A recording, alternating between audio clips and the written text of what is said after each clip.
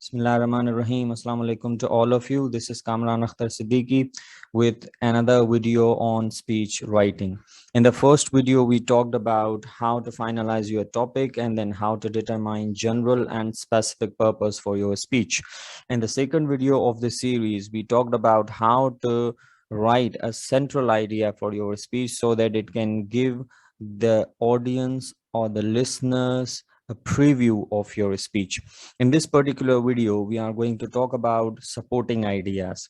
In order to see what supporting ideas can be for my potential speech, let's first of all have a look at the kind of supporting ideas we can have for our major points. So let's start.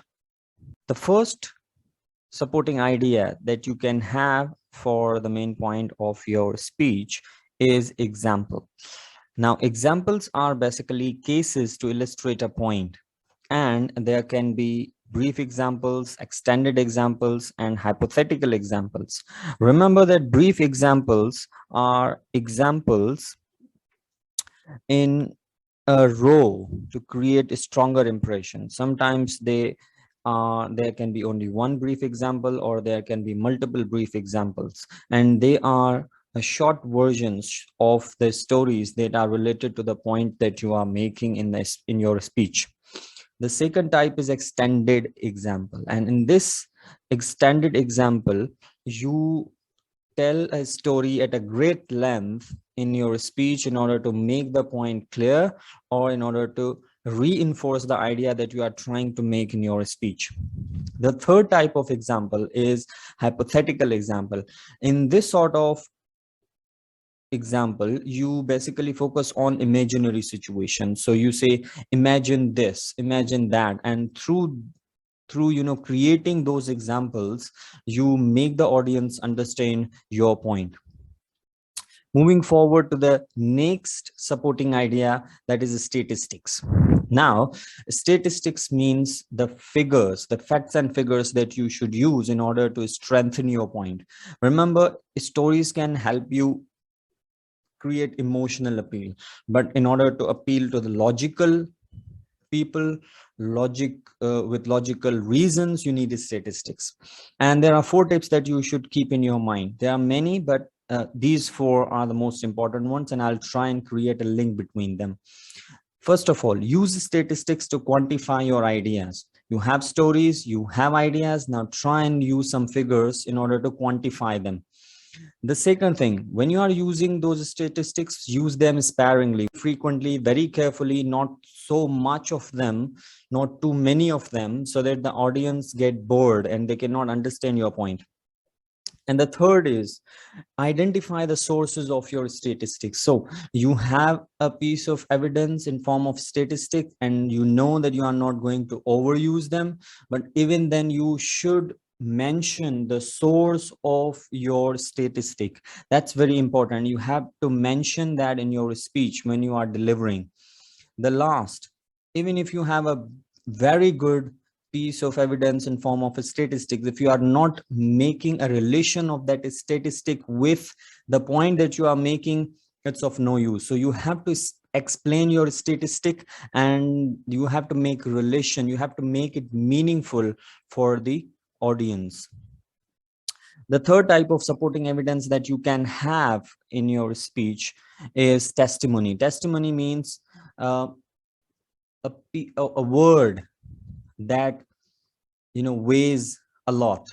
So at testimony can be peer testimony or expert testimony, means you quote someone's words, or you paraphrase the words of the people who are expert in their fields, who have got expertise. That's what we call expert testimony.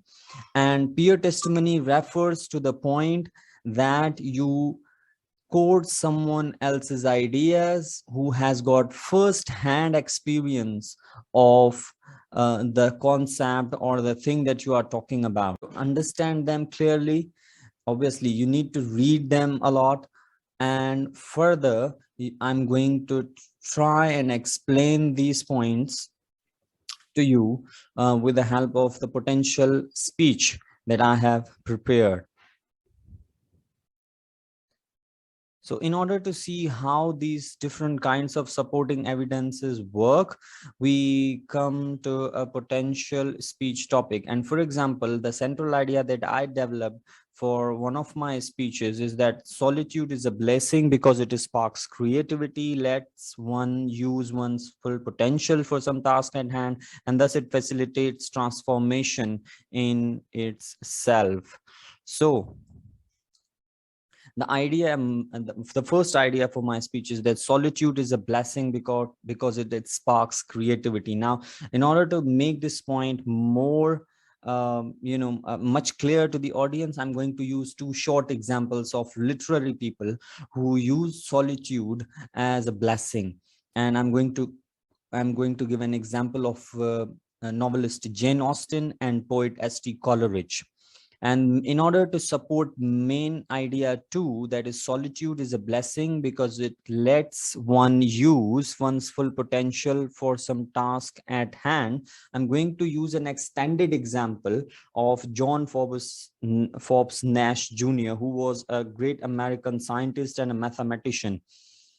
In order to make the third point clear to the audience, which is solitude is a blessing because it facilitates transformation in oneself, I'm going to use two things. First is an expert testimony from Dr. Sherry Borg Carter, who is a doctor in psychology.